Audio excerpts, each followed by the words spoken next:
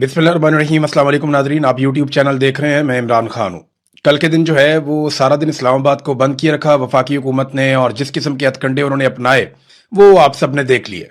कुछ चीज़ें जो हैं वो बहुत क्लैरिटी के साथ सामने आ गई हैं। एक तो ये कि पाकिस्तान तहरीक इंसाफ ने रात गए अपना एहतजाज ख़त्म किया। ये हुआ क्या, किस तरह हुआ, रिस्पॉन्सिबिलिटी किसकी थी और कसूर किसका था, ये सारा मैं आपको अभी इस वीलॉग में अगले एक आधे मिनट में बताता हूं। फिर हम चलेंगे कि फ्यूचर में अब होने क्या जा रहा है। नंबर एक तो सुहेल अफरीदी ने आना था और उन्होंने डेडलाइन दी हुई थी 1 हफ्ते की, और साथ में उन्होंने ये कहा था कि मैं पहले से ज्यादा सख्त तरीके से आऊंगा। अब सुहेल अफरीदी ने किसी लॉन्ग मार्च का ऐलान नहीं किया, कोई अवामी कॉल नहीं दी, सिर्फ अपने अरकान पार्लियामेंट को ये बोला कि वो अपने साथ अपने दोस्तों को लेकर आए। अब हर रुकन पार्लियामेंट के साथ थोड़े थोड़े से लोग थे, बहुत ज्यादा बड़ी तादाद में लोग नहीं आए। ये 1500 लोग होंगे, 2000 लोग होंगे, इससे ज्यादा लोग नहीं थे। वो जो आप कहते हैं कि लाखों की तादाद में लोग निकल आए, वो नहीं था। और ना ये कोई लॉन्ग मार्च की कॉल थी। सुहेल अफरीदी और उनके लोग चक्री वाली साइड से इन्होंने जाना था, और जो प्रोटोकॉल था उसको भी यही पता था कि ये चक्री से जाएंगे। लेकिन आखिरी वक्त में सुहेल अफरीदी ने प्लान चेंज किया और वो एक्सप्रेस वे पे चढ़ गए जो इस्लामाबाद की तरफ जाती है। अब इस्लामाबाद में पुलिस को मुसीबत पड़ गई और एजेंसियों को जो है वो फौरी तौर पर मुतहरिक हो गई, और इन्होंने पुलिस को अहकामात जारी किए कि रास्ते बंद किए जाएं। 26 नंबर जो चुंगी है वहां पे रास्ते बंद किए गए, और वहां पाकिस्तान तहरीक इंसाफ की जानिब से सुहेल अफरीदी और उनके साथी जो पहुंच रहे थे उनके आगे रुकावटें लगा दी गई। इस पे सुहेल अफरीदी ने एहतजाज किया, इमरान खान की बहनें उनके साथ थीं। फिर सारा दिन लड़ाई झगड़ा चलता रहा। हजारों लोगों की गाड़ियां रुक गई, जो इस्लामाबाद से निकल रहे थे उनकी भी, और जो इस्लामाबाद में दाखिल हो रहे थे उनकी भी। फिर काफी देर के बाद जो है वो एक तरफ का आधा रास्ता खोला गया, फिर थोड़ा सा और रास्ता खोला गया, फिर बाद में पूरा रास्ता खोला गया। लेकिन इस बीच में बहुत सारे कारकुनों को गिरफ्तार किया गया और बड़ी बदमजगी बार बार होती रही, धक्कम पेल भी होती रही। पता चला बीच में अलीमा खानम को गिरफ्तार कर लिया गया, लेकिन बाद में उन्हें छोड़ दिया गया। हालांकि अलीमा खानम कई मरतबा कह चुकी हैं कि मुझे गिरफ्तार कर लो अगर करना है तो, लेकिन अलीमा खानम को यह निजाम एक स्ट्रेटेजी के तहत गिरफ्तार नहीं करता, क्योंकि इससे और बहुत बड़ा इंपैक्ट आएगा। अभी ये उतना बोझ उठाना नहीं चाहते। बहरहाल काफी देर लड़ाई लगी रही। हुकूमत को बाद में एहसास हुआ कि गलत जगह पे उन्होंने पाकिस्तान तहरीक इंसाफ को रोक लिया है, और इसकी वजह से तहरीक इंसाफ को वो कवरेज मिल रही है या वो मामला हो रहा है सोशल मीडिया पे जो अडियाला वाले रोड के ऊपर नहीं होता। देखिए ना, अडियाला वाले रोड के ऊपर कोई परेशान नहीं होता, यहां परेशानी बहुत ज्यादा बढ़ जाती है जब आप मेन स्ट्रीम मीडिया भी वहां पे है, आबादियां भी वहां पे है, मेन रोड के ऊपर आपने रोक लिया। तो ये पुलिस ने ये हरकत की थी, और ये एजेंसियों के कहने के ऊपर की थी। ये सारे इकट्ठे ही आजकल काम करते हैं। सेक्टर कमांडर चला रहा होता है बेचारे, आईजी को भी और बाकी सारे सिस्टम को भी। तो ये निजाम ऐसे ही चलता है। बहरहाल इन्होंने ये बांगी मारी, इन्होंने वहां पे रोक लिया। उसके बाद पाकिस्तान तहरीक इंसाफ को मौका मिल गया, वो वहीं पे बैठ गए। उन्होंने कहा जी हम यहीं पे रुक के एहतजाज करेंगे, इमरान खान साहब से मुलाकात करवाई जाए, उनका अस्पताल में इलाज करवाया जाए। लेकिन ऐसा कुछ भी नहीं किया गया। सुहेल अफरीदी ने जो है वो पैगामात भी जारी किए, मार कुटाई भी होती रही। सुहेल अफरीदी कारकुनों को छुड़ाते रहे, पुलिस गिरफ्तार करती रही, लाठी चार्ज होता रहा। शाम के वक्त जो है वो जो रबड़ बुलेट्स होती हैं वो भी चलाई गई, और 3 तो मैंने फुटेजेस देखी हैं, 3 कारकुनों को बुलेट लगी हुई है रबड़ की, उनका खून निकल रहा है। तो कारकुनों को जो है वो उनका ब्लड भी निकला, कारकुनों को मार भी पड़ी।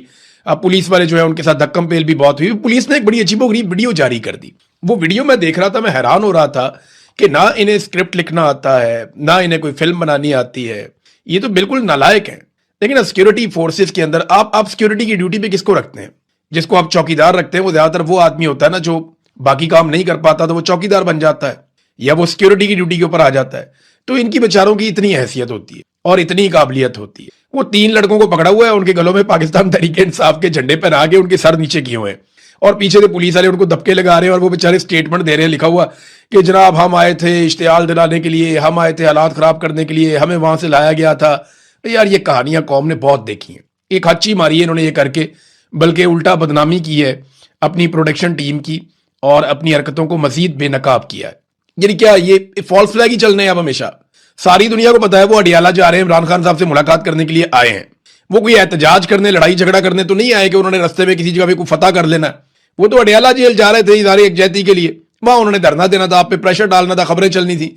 लेकिन खबरें पाकिस्तान का मीडिया तो चलाता ही नहीं है। अब ये जितना भी ट्रैफिक जाम रहा इस्लामाबाद के सहाफी बेचारे रऊफ क्लासरा जैसे, अब वो सोशल मीडिया पे ही बेचारे आवाज उठा सकते हैं। अपने टीवी चैनल जहां पे वो बैठते हैं वहां बात भी नहीं की जा सकती, वहां मना है, क्योंकि वहां पॉलिसी चलती है पाकिस्तान की मिलिट्री एस्टेब्लिशमेंट की।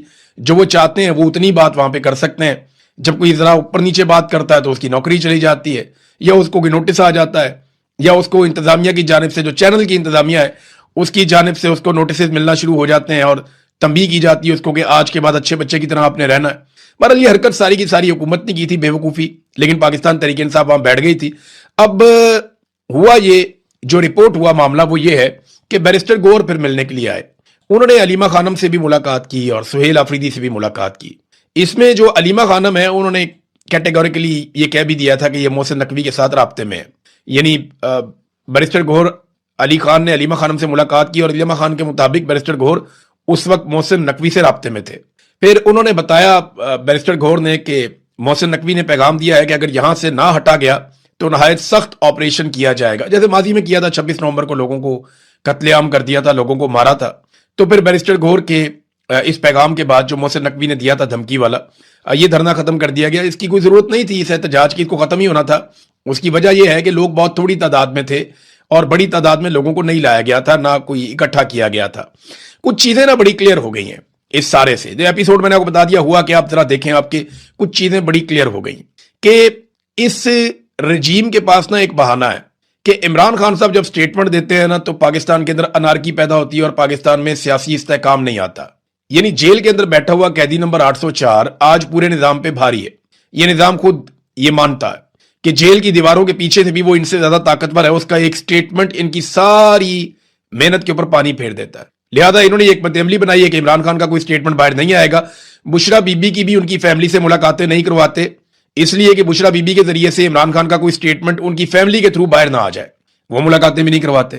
وہ بھی حکومت نے تو محسن نقوی کی بات کر لیتے ہیں. حکومت تو نہ 3 میں نہ 13 میں. محسن نقوی عاصم منیر صاحب کے قریبی آدمی ہے تو وہی پیغام لے کر آتے ہیں. تو وہ اب نہیں چاہتے کہ عمران خان صاحب کا کوئی سٹیٹمنٹ باہر آئے، لیکن عمران خان صاحب کی بہنیں یہ کہتی ہیں کہ کچھ تو ایسا ہے جس کو چھپایا جا رہا ہے. ناظرین یاد رکھیے گا، گزشتہ کئی مہینوں سے جب سے عمران خان صاحب کی آنکھ کا مسئلہ ہوا ہے، جب سے ان کی آنکھ کا علاج چل رہا ہے، اس وقت سے لے کر اب تک صرف سلمان صفدر ایک ایسا آدمی ہے جو عمران خان صاحب کا وکیل ہے، جس کی عمران خان سے ملاقات ہوئی ہے. اور ایک آدمی کے سٹیٹمنٹ کے اوپر آپ بھروسہ نہیں کر سکتے. سلمان صفدر کو میں کوئی ایسے نہیں کہہ رہا کہ وہ قابل بھروسہ نہیں ہے، وہ بڑے زبردست آدمی ہیں، بڑے شاندار وکیل ہیں. لیکن معاملہ یہ ہے کہ وہ سسٹم کے ساتھ رہ کر کام کرتے رہے اور وہ سسٹم سے باہر جا کر کوئی انقلابی نوعیت کی شخصیت نہیں ہے. وہ تو ایک وکیل ہے، وہ بیچارہ قانون کی بات کریں گے، انصاف کی بات کریں گے، آئین کی بات کریں گے. اور عمران خان صاحب سے اگر ان کی ملاقات کروائی جائے اور بعد میں ان پر دباؤ ہو کہ فلانی چیز آپ نے نہیں بتانی، تو بہت ممکن ہے کہ اگلی ملاقات ہو جائے اس کے لیے وہ فلانی چیز نہ بتائیں اور وہ یہ سمجھتے ہوں کہ عمران خان صاحب کی اس میں بہتری ہے. لیکن معاملہ یہ ہے کہ ان کی فیملی کو نہیں ملوایا جا رہا، یا کسی ایسی شخصیت کی عمران خان سے ملاقات نہیں کروائی جا رہی جو باہر آ کر حقائق قوم کے سامنے رکھ سکے. عمران خان کی بہنیں کہہ رہی ہیں کہ کچھ نہ کچھ تو ایسا ضرور ہے جسے چھپایا جا رہا ہے. ہماری کئی مہینوں سے، لگ بھگ اب 5-6 مہینے ہو گئے، عمران خان صاحب سے کوئی ملاقات نہیں کروائی جا رہی، کوئی بھی انہیں نہیں ملا، ان کے ذاتی ڈاکٹروں کو بھی ملنے نہیں دیا جا رہا. تو ایسا کیا ہے جسے چھپایا جا رہا ہے؟ اب یہ چیز تو کلیئر ہو گئی کہ حکومت عمران خان سے ملاقات نہیں ہونے دے گی. یہ چیز بھی کلیئر ہوگی کہ اس حکومت کے اندر انسانیت یا کوئی چیز ایسی آپ سمجھ رہے ہو کہ کوئی جاگ گئی ہے، کوئی جمہوریت ہے، کوئی انسانیت ہے، تو ایسا کچھ نہیں ہے. اور یہ چیز بھی سہیل آفریدی کو اب کلیئر ہو جانی چاہیے کہ یہ گھی سیدھی انگلی سے نہیں نکلے گا.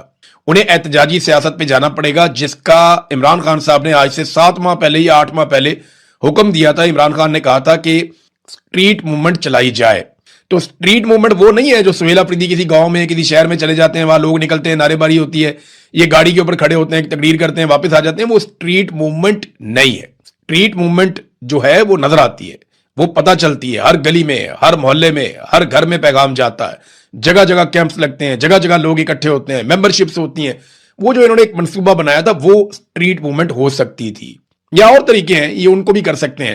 وارڈ کی سطح تک جائیں، ہر جگہ پہ جائیں، اپنے نوجوانوں کو اکٹھا کریں، انہیں موٹیویٹ کریں اور انہیں بتائیں کہ ایک تاریخ آنے والی ہے، اس تاریخ کو ہم سب مل کر نکلیں گے اور اکٹھے جا کر عمران خان صاحب کی رہائی کے لیے آواز اٹھائیں گے. یا پاکستان کو اس فسطائیت سے نجات دینے کے لیے ہمیں ایک ساتھ نکلنا پڑے گا. تو پاکستانیوں کو اکٹھا کرنا پڑے گا. یہ حکومت بالکل لچک نہیں دکھائے گی. اسٹیبلشمنٹ کی سوچ اب بھی وہی ہے، قاتلانہ سوچ ہے. عوام کے حق کو کبھی بھی جمہوری یا پارلیمانی طریقے سے واپس نہیں لیا جا سکے گا.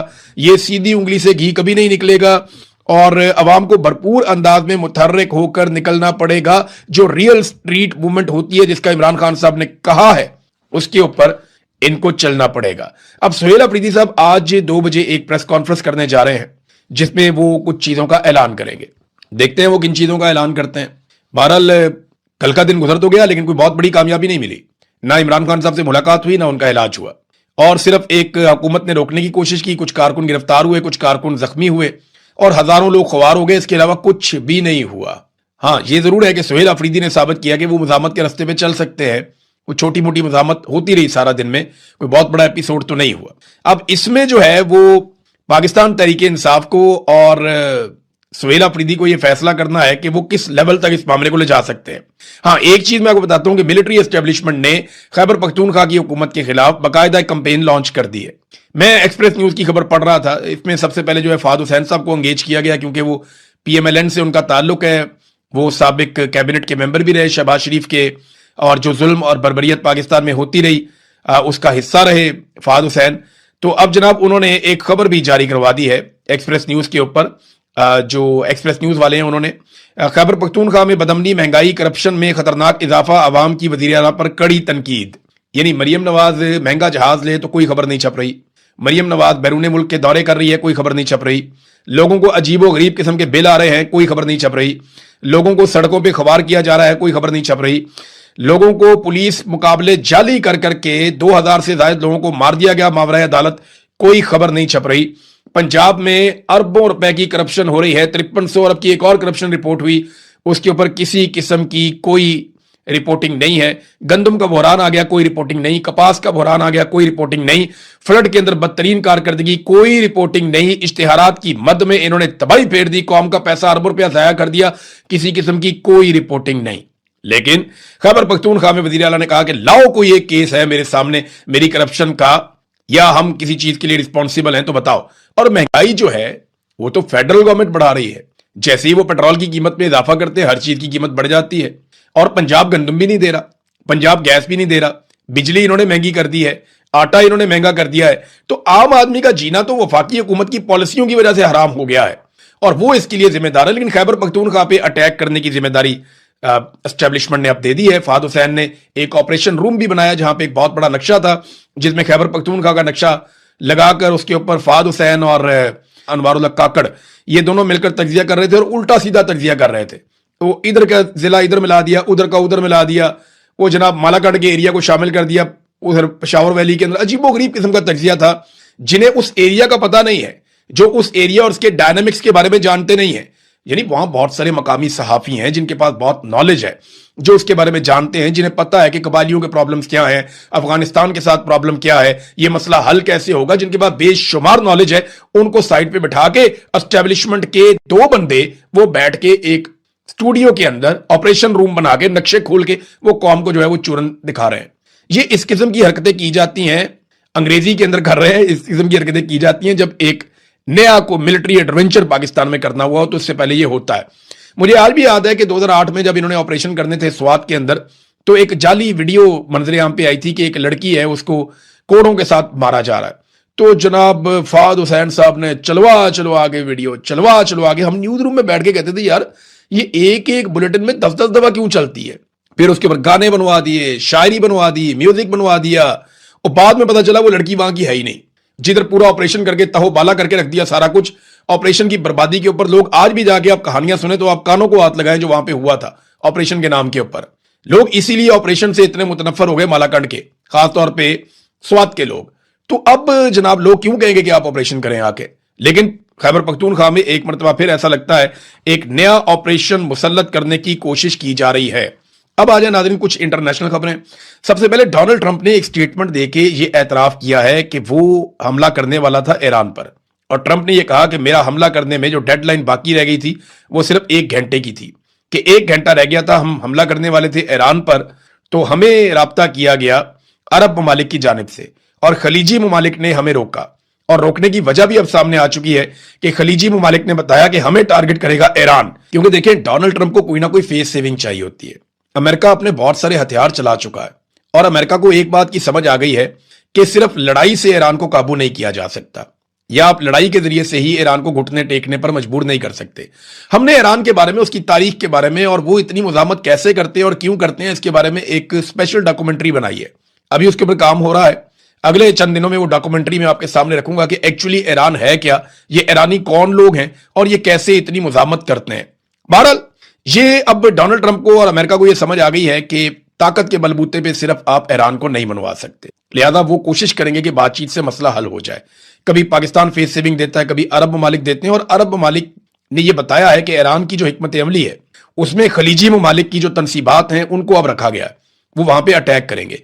ये बात रूस ने भी बताई है और ये खतरे से आगाह किया था रूस ने तमाम ममालिक को कि जनाब इस मरतबा अगर आप जंग करेंगे तो ईरान जिस तरह का जवाब देगा उससे पूरा खित्ता लपेट में आ जाएगा। अच्छा नाज़रीन, अब एक और मसला भी है।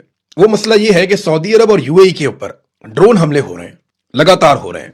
यूएई में आपने देखा कि एक एटमी तनसीब के करीब, जहां पे एटमी पावर प्लांट है, उसके बिल्कुल नजदीक एक जनरेटर में आग इसलिए लग जाती है कि वहां पे ड्रोन मारा जाता है। फिर 6 ड्रोन जो हैं उनको यूएई हवा में तबाह करता है। सऊदी अरब क्लेम करता है कि 3 से 4 ड्रोन उन्होंने भी हवा में रोके हैं और उनको हवा में तबाह किया है। लेकिन अब यूएई ने एक बड़ा खौफनाक स्टेटमेंट दिया है और उन्होंने ये बताया कि ये जो ड्रोन्स हमारे ऊपर आ रहे हैं ये ड्रोन इराक से आए थे। यूएई ने कहा कि बराका न्यूक्लियर पावर प्लांट को निशाना बनाने वाले ड्रोन्स इराक से आए थे। अब इराक से ये ड्रोन आ रहे हैं तो फिर ईरान ने तो नहीं मारे ना, और ईरान ने ये दावा भी किया है।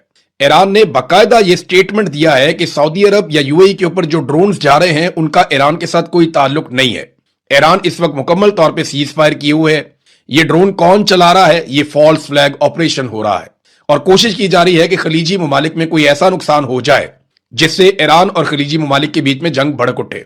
और याद रखिएगा, ऐसा कोई फॉल्स फ्लैग पाकिस्तान के खिलाफ भी किया जा सकता है, या तो पाकिस्तान में या सऊदी अरब में जो पाकिस्तान के मिलिट्री एसेट्स हैं वहां पे कोई फॉल्स फ्लैग करके पाकिस्तान को इस लड़ाई में घसीटने की कोशिश की जा सकती है। क्योंकि पाकिस्तान एक ऐसा मुल्क है जो फौजी नुक्ता नजर से ऐसा ताकतवर है कि वो ईरान के साथ लंबा पंगा ले सकता है। बहरहाल अभी जो सिचुएशन है वो ये है कि इराक से आ रहे हैं ये ड्रोन्स, ये यूएई ने कहा।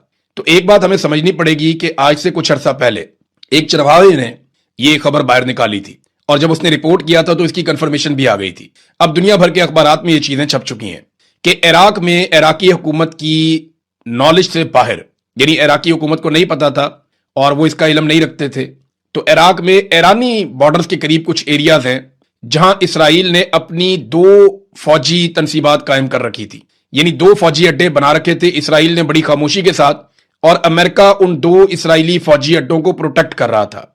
अब ये जो ड्रोन्स हैं ये आ रहे हैं इराक की जानिब से, तो ये शक किया जा सकता है कि इसराइल कोई फॉल्स फ्लैग ऑपरेशन करना चाहता है, क्योंकि वो एक ऐसा मुल्क है जो हर हालत में इस जंग को लंबा करना चाहेगा, क्योंकि नेतन्याहू को ये इलेक्शन में सूट नहीं कर रहा जो कुछ उसके साथ हो रहा है। नेतन्याहू को जेल भी जाना पड़ सकता है, उसके खिलाफ मुकदमात भी चल रहे हैं। तो बहुत बुरी सूरत हाल है इस वक्त नेतन्याहू की, और उसे बचाना मुश्किल होगा डोनाल्ड ट्रंप के लिए या अमेरिका के लिए। लिहाजा उसे जंग बढ़ती हुई चाहिए, जंग का खात्मा नहीं चाहिए। और अगर जंग दोबारा शुरू करनी है या उसको बढ़ाना है तो कोई ना कोई फॉल्स फ्लैग ऐसा करना होगा जो काम आए। अब अमेरिकन को तो वो मार नहीं सकते फॉल्स फ्लैग में, अमेरिकन फौरी तौर पे पता कर लेंगे किसने किया कैसे किया।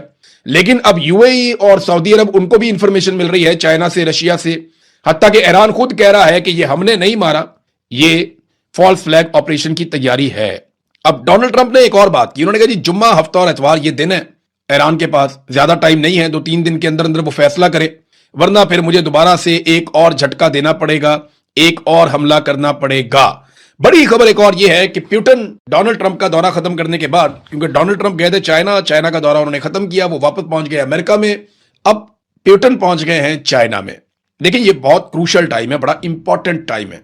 इस वक्त ना अमेरिका के साथ कुछ प्रॉब्लम चल रहे हैं, अमेरिका की क्रेडिबिलिटी इफेक्ट हुई है दुनिया में, यानी यूरोपीय ममालिक अमेरिका से कुछ हद तक नाराज है। अमेरिका की धमकियां, अमेरिका की हिकमत अमली, उसकी पॉलिसियां, नेटो में जिस तरीके से वो अपने आप को बाहर निकाल रहा है, तो यूरोपीय ममालिक अमेरिका से खुश नहीं है। चाइना के लिए लचक का मुजाहरा किया जा रहा है। खलीजी ममालिक ये सोचने पर मजबूर है कि अमेरिका हमारे तहफ़्फ़ुज़ में नाकाम हो गया। इसी तरह जो इंडिया के साथ ताल्लुकात हैं अमेरिका के, डोनाल्ड ट्रंप के पे दर पे स्टेटमेंट्स के बाद वो भी कोई बहुत अच्छे नहीं है। तो चाइना और रशिया के पास ये एक मौका है कि वो दुनिया में जो फ्लेक्सिबिलिटी उनके लिए पैदा हुई है वो इससे फायदा करते हुए कुछ अमन मुआहदे करें और यूरोप के साथ, खलीजी ममालिक के साथ अपने ताल्लुकात को एक नेक्स्ट लेवल पर लेकर जाएं। चाइना का एक बहुत बड़ा फोकस जो है वो लैटिन अमेरिका में भी है। अमेरिका के साथ साथ जो सारे ममालिक हैं दूसरे, उनके साथ भी चाइना के बड़े अच्छे ताल्लुकात हैं, रशिया के भी ताल्लुकात हैं। तो अमेरिका के लिए ये बड़ा चैलेंजिंग टाइम है और चीन और रशिया इस मामले को समझते हैं, क्योंकि देखिए जब डोनाल्ड ट्रंप ने चाइना का दौरा किया तो यह पहली मर्तबा ऐसा हुआ कि अमेरिकी सदर से ज्यादा बड़ी और कदावर शख्सियत प्रेसिडेंट शी लग रहे थे, यानी वो ज्यादा ताकतवर लग रहा था। उनकी बॉडी लैंग्वेज या जो एक तासुर चाह रहा था दुनिया को कि ये वर्ल्ड लीडर इकट्ठे हुए हैं। पहले ऐसा होता था कि चाइना थोड़ा दबा दबा लगता था, लेकिन इस मर्तबा ऐसा लग रहा था कि इक्वली को दो बहुत बड़ी पावर्स आमने सामने खड़ी हुई हैं। तो बड़ा कद बड़ा है चाइना का, खास तौर पे दिफाई नुक्ता नजर से मईशत के मैदान में उन्होंने झंडे गाड़े हैं, और इस वजह से वो अब डिफरेंटली ट्रीट हो रहे हैं पूरी दुनिया में। मेरे ख्याल में चाइना और रशिया इससे फायदा उठाना चाहेंगे। हम दुनिया को बदलते हुए देखेंगे।